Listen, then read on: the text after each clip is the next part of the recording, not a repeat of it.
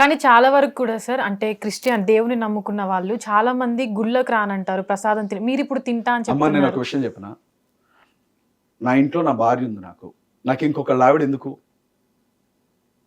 అంటే ప్రసాదాన్ని అట్లా కాదు. నేను నా భార్యాభర్తలు మేము ఉన్నాం.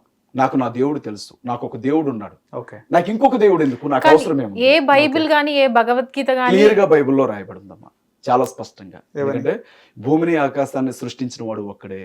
ఓకే, దేశానికి ఒక దేవుడు, దేశానికి ఒక స్వర్గం, దేశానికి ఒక నరకం లేదు.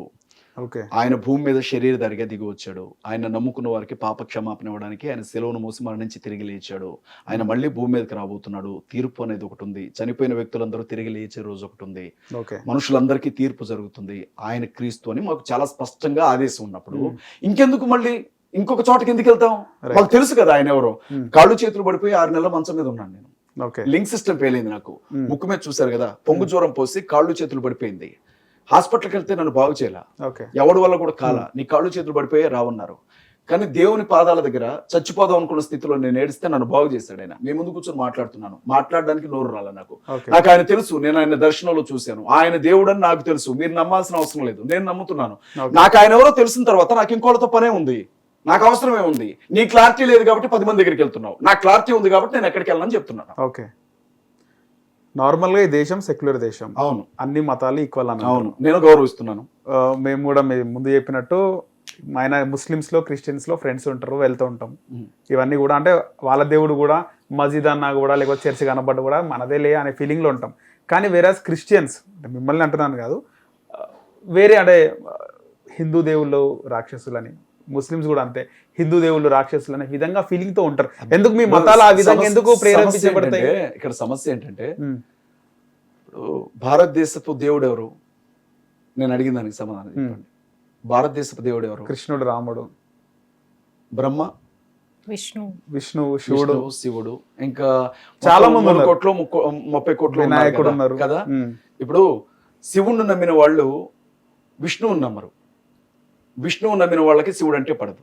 అట్లే వైష్ణవులు, శైవులు అంటారు. చరిత్ర తెలుసు. అది ఒకప్పుడు కదా, ఒకప్పుడు కాదు. నిన్నగాక మొన్న చిన్నజీరి స్వామి మాట్లాడలేదా? మీరు వెళ్ళలేదా? శివశక్తి పీఠాల గురించి ఏం మాట్లాడాడు? చిన్నజీరి స్వామి మాట్లాడాడా? మరి ఒకప్పుడు అంటారండి మీరు కదా. మీలోనే మీరు అంటే ఆయన మాట్లాడండి కానీ ప్రజల్లో ఆయన ఒక హిందువుల్లో ముఖ్యమంత్రులు ఆయన కాళ్ళ మీద పడతారు. ముఖ్యమంత్రులు ఆయన కాళ్ళ మీద పడతారు. రూపాయి వెళ్ళకి ₹1 100 ఎకరాలు ఇచ్చారు ఆయనకి. ఎందుకంటే ఆయన ఒక ధార్మికవేత్త అని చెప్పి. అలాంటి వ్యక్తి మీ హిందూ శివుడు గురించి, మీ శివుడు గురించి, శివుడు అసలు దేవుడే కాదు మా విష్ణువు ముందు మాట్లాడితే అన్నట్లు మాట్లాడే. మీరు మిగతా వాళ్ళ గురించి ఎందుకు మాట్లాడతారు? మీరందరూ ఈక్వల్ అని, మీ దేవుళ్ళందరూ ఈక్వల్ అని ఒక పని చేయండి. శైవులు శివులు ఇద్దరు కలిసి కూర్చొని మాట్లాడుకుంటే వ్యత్యాసం ఏం లేదు. అందరు మీరు బలేవాళ్ళు, మీరు బలేవాళ్ళు. మీరు నేను చెప్తున్నా అందరూ హిందువులే కదా. నేను ఏమంటున్నానంటే మీరందరూ హిందువులే కదా. అందరు హిందువులే, మీరందరూ హిందువులే కదా. ఓం నమ శివాయ అని నేను అన్నా క్రైస్తవుడిగా. చిన్నజీవి స్వామితో ఈ మాట చెప్పించండి. ఇదే మాట ఓం నమ శివాయ అని చిన్నజీవి స్వామితో చెప్పించండి. మీరు బతికినంత కాలం మీ కాళ్ళ దగ్గర పడి ఉంటాను నేను. అనమన్నట్టు చూస్తాను నేను. ఆయన ఒక్కడు ఆయన ఒక్కడే కాదు, శైవులు ఎవరు చెప్పరు. శైవులు ఎవరు మాట్లాడరు. శైవుల వైష్ణవులు ఎవరు మాట్లాడరు. శివుడి గురించి మాట్లాడరు. ఇంకే నోటికొచ్చినట్టు మాట్లాడతారు వాళ్ళు. ఇప్పుడు నేనేమంటానంటే దేశానికి ఒక దేవుడు, ఏరియాకి ఒక పరలోకం, నరకం. హిందూ దేవుళ్ళ కోసం మీ బైబుల్లో ఉంటది కదా ఒక్కడే దేవుడు. హిందూ దేవుళ్ళ గురించి కాదు. మీ బైబుల్లో ఏమైనా ఉంటుందా? ఒక విషయం చెప్తాను. భూమి మొత్తాన్ని సృష్టించిన వాడు ఒక్కడే. భూమి మొత్తం మీద మనుషులందరికీ దేవుడు ఒక్కడే అని బైబిల్లో ఉంటుంది. ఒక్కడెవరో మేము స్పష్టంగా తెలుసుకున్నాం కాబట్టి నేను దేవుణ్ణి అని చెప్పి ఇంకెవరి దగ్గరికి మేము వెళ్ళాం. మాకు అవసరం లేదు, మాకు ఆయన తెలుసు కాబట్టి. మీకు సింపుల్ లాజిక్ చెప్తాను. ఒక ₹1000 ఉందనుకోండి ఒరిజినల్, దానికి డూప్లికేట్ కూడా ఉంటుంది. ఏదైనా ఒరిజినల్ ప్రొడక్ట్ ఉంటే దానికి డూప్లికేట్ ఉంటుంది. మేము ఆయన ఒరిజినల్ అని నమ్ముతున్నాం. మిగతా వాళ్ళ గురించి మాకు అనవసరం. అసలు మాట్లాడుకోరు. అసలు మాకు అవసరమే లేదు. మాకు ప్రస్తావనే రాదు. మాకు అవసరమే లేదు. అలాంటప్పుడు మత మార్పిడి ఎందుకు జరుగుతుంది? మత మార్పిడి కాదు. అంటే మామూలుగా మనం చూస్తుంటాం చాలా వరకు 100 గజాలు 50,000కి ఇస్తున్నారు అనుకో. 100 గజాలు మీరు వెంటనే కొంటారు. జూబ్లీస్ లో ఒక 100 గజాలు 50,000కి ఇస్తున్నారంటే వెంటనే కొంటారు. వెంటనే మీరు ఏం చేస్తారు తెలుసా? మీరు లవ్ చేసే అమ్మాయికో, మీ భార్యకో, మీ భార్య తరపు బంధువులకు, మీ వాళ్ళకు చెప్పేస్తారు, అరే 50,000 తొందరగా కొనేసేయండి. అలాగే మనిషి చనిపోయిన తర్వాత ఆత్మకు అది ముగింపు కాదు, ఖచ్చితంగా ఆత్మ మళ్ళీ తిరిగి భూమి మీదకి వస్తుంది, శవంలో పడుతుంది, శవం తిరిగి లెగుస్తుంది. ఓకే. దేవునికి మనిషికి దేవుడిచ్చిన ఆయుష్కాలానికి మనిషి లెక్క చెప్పాలి దేవునికి. ఆ రోజు రక్షణ పొందకుండా పాప క్షమాపణ లేకుండా చనిపోయిన వాడు ఎప్పుడు వారిని అగ్నిగుండంలోనికి వెళ్లాల్సి ఉంటుంది అన్న విషయం మాకు తెలుసు. కాబట్టి ప్రమాదంలో ఉన్నారు, ఆత్మ ప్రమాదంలో ఉంది, వీళ్ళు రక్షణ పొందాలి అని మేము చెబుతాం. అదే మంచి వార్త. మేము చెప్పేది మాకు తెలిసిన మంచి మేము చెప్తాం. మీకు ఇష్టం లేదు, రాముడి గురించి తెలిసిన మంచి ఏమైనా ఉంటే నాకు చెప్పండి, నేను వింటా. విష్ణువు గురించి ఏదైనా మంచి ఉందా చెప్పండి. నమ్మరు కదా ఎట్లా చెప్పిన మీరు అరే చెప్పడం మీ బాధ్యత కదా. నేను నమ్మానా లేదా తర్వాత సంగతి. మా బైబిల్ ఏం చెప్తుంది, ఇది మీరు భూలోకం మొత్తానికి చెప్పండి అని బైబిల్ చెప్పిన తర్వాత ఇంకెందుకు. మీరు ఎంతవరకు ఎంతమందిని మార్చినారు? నేను ఎవరిని మారాల, దేవుని వాక్యం చెప్పాను. దేవుడే మార్చాలి ఎవరినైనా మారిస్తే. ఎవ్వడు కూడా ఎవరిని మార్చలేడు. నా జీవితం అంతా కష్టపడ్డా మిమ్మల్ని మార్చలేను నేను. మీ జీవితం అంతా కష్టపడ్డా నన్ను మార్చలేదు. యాక్చువల్గా నేను కూడా చర్చికి వెళ్ళినాను. కానీ వినండి, చెప్తాను వినండి ఒక విషయం. దేవుడు అనుకుంటే మాత్రమే, బైబిల్లో ఒక మాట ఉంటుంది, మీకు తెలియదు అయినా నేను చెప్తున్నా, నా తండ్రి ఆకర్షిస్తేనే తప్ప ఎవరినూ నా యొద్దకు రాడు అంటాడు యేసుక్రీస్తు ప్రభు. ఎవరైనా నా దగ్గరికి వచ్చి మారు మనసు పొందాలి అంటే మా నాన్న వాడిని ఆకర్షించాలి అని అంటాడు.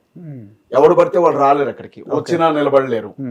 కొంతమందికి ఆయన అంటాడు, కళ్ళారా చూస్తారు, చెవులారా వింటారు, నోరారా మాట్లాడతారు, కానీ హృదయాలు గ్రహించవు, వాళ్ళు వెనక్కి తిరిగి వెళ్ళిపోతారు అన్నాడు.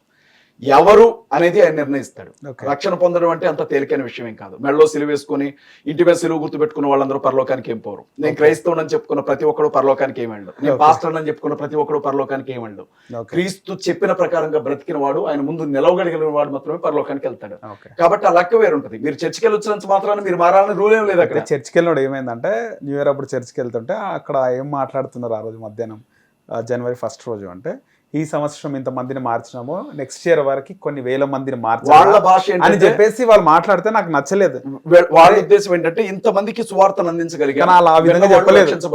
ఆ విధంగా చెప్పలేదు. అదే కొంత విషయం ఏంటంటే బ్రదర్, ఇప్పుడు మీ నాన్నగారు అనొచ్చు నాతో, ద సేమ్ టైం నేను ఈ మాట అనకూడదు, వ్యూవర్స్ నన్ను క్షమించండి, నీ అమ్మ మొగుడు అని కూడా అనొచ్చు. 2 విధాలుగా అనొచ్చు. చెప్పేది మీ నాన్నగారు అంటే వినడానికి బాగుంటుంది, రెండో పదం తప్పుగా ఉంటుంది. కొంతమందికి ఎలా మాట్లాడాలో తెలియక అలా మాట్లాడతారు.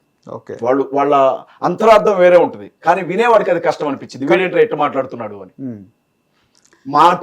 కానీ డే బై డే ఈ ఏదైతే ఆగదు, మార్పిడి ఆగదు. మత మార్పిడి కాదు, మతి మార్పిడి. తాగుబోతులు మారుతారు, మందు మానేస్తారు, దొంగలు మారుతారు, దొంగతనం మానేస్తారు, వ్యభిచారం మానేస్తారు, జోదగాళ్ళు మారుతారు, హంతకులు మారుతారు, అమ్మా నాన్నకి తిండి పెట్టిన వాళ్ళు మారుతారు, బతుకంటే ఆసక్తి లేని వాళ్ళు మారుతారు, జీవితాలను మార్చుకుంటారు. మతం కాదు, మతి మారుతుంది. మతి మారుతుంది అంటారు. అంటే మీ దగ్గర డేటా ఉంటుందా ఎవ్రీ ఇయర్ ఎంతమంది మారుతుంటారు అని? తెలియదు. ఎలా తెలుస్తుంది? చాలా మంది హిందువులుగా బ్రతుకుతున్న వాళ్ళు యేసుక్రీస్తుని నమ్ముకునే వాళ్ళు ఉన్నారు, బయటకి చెప్పుకోవాలి. ఇద్దరిని ఎలా తెలుస్తుంది? 2 మతాలు నమ్మేవారు ఎవరు? 2 మతాలు నమ్మేవారు. యేసుక్రీస్తు ప్రభువుని నమ్ముకున్నాడు వాడు అంటే వాడు బతికినంత కాలం ఆయన పాదాల దగ్గర ఉంటాడు, అలాగే చచ్చిపోతాడు. అక్కడికి వెళ్ళిన తర్వాత కూడా ఇంకొక తీరుగా బతుకుతున్నాడు అంటే వాడిని మేము నామకార్థ క్రైస్తవులు అని పిలుస్తుంది బైబిల్. అంటే పేరుకు మాత్రమే వాళ్ళు క్రైస్తవులు, జీవితాన్ని బట్టి కాదు అని చెబుతుంది బైబిల్. అలాంటి వాళ్ళు కూడా ఉంటారు. గుడికి 90 మంది ఉంటారు, 100లో సగం మంది ఉంటారు అలాంటి వాళ్ళు. వాళ్ళ గురించి ఎవరు బాధపడాల్సిన అవసరం లేదు, భయపడాల్సిన అవసరం లేదు. మీరు ఏమన్నా వాళ్ళు అంటారా? అంటే మీరు గుడికి వెళ్తే చర్చ ఏమన్నారు? మీరు వెళ్ళండి, మీకు వెళ్ళబుద్ధి అయితే వెళ్ళండి, నేను ఎవరిని వద్దనడానికి. అసలు విషయం అర్థమైన తర్వాత వాడు ఎందుకు వెళ్తాడు? వాడికి విషయం అర్థమైన తర్వాత వాడు అనుకున్నది అక్కడ దొరుకుతూ ఉంటే ఇంకో చోటకి ఎందుకు వెళ్తాడు? హిట్ టీవీ యాప్, ఇందులో short news, live news, entertainment shows, movies, digital magazines తో పాటు మీ జిల్లా వార్తలను కూడా ఫ్రీగా చూడొచ్చు. ఇంకెందుకు ఆలస్యం, వెంటనే హిట్ టీవీ యాప్ ని డౌన్లోడ్ చేసుకుని ఫ్రీగా ఎంటర్టైన్మెంట్ పొందండి. Hit TV app. Hit TV app. Please download hit TV app. Hit TV app ని ఫ్రీగా డౌన్లోడ్ చేసుకుని ఎంజాయ్ చేయండి. మీకు నచ్చిన ఎంటర్టైన్మెంట్ కోసం హిట్ టీవీ యాప్ ని ఫ్రీగా డౌన్లోడ్ చేసుకుని ఎంజాయ్ చేయండి. హిట్ టీవీ యాప్ ని డౌన్లోడ్ చేసుకుని ఆస్వాదించండి, ఆశీర్వదించండి. ఇంతమంది సెలబ్రిటీలు హిట్ టీవీ యాప్ ని డౌన్లోడ్ చేసుకోండి అని చెప్తున్నారంటే ఎంత మంచి యాప్ ఆలోచించండి. అమెరికా అమెరికా అమెరికా అమెరికాలో చదవాలనుకునే వాళ్ళకి విశ్వసనీయమైన పేరు మన శౌర్య కన్సల్టెన్సీ. UK లో 1 year masters, UK లో 1 year masters, 2 years work permit up to 5 years visa. Contact Saurya Consultancy. Contact 89851 89851.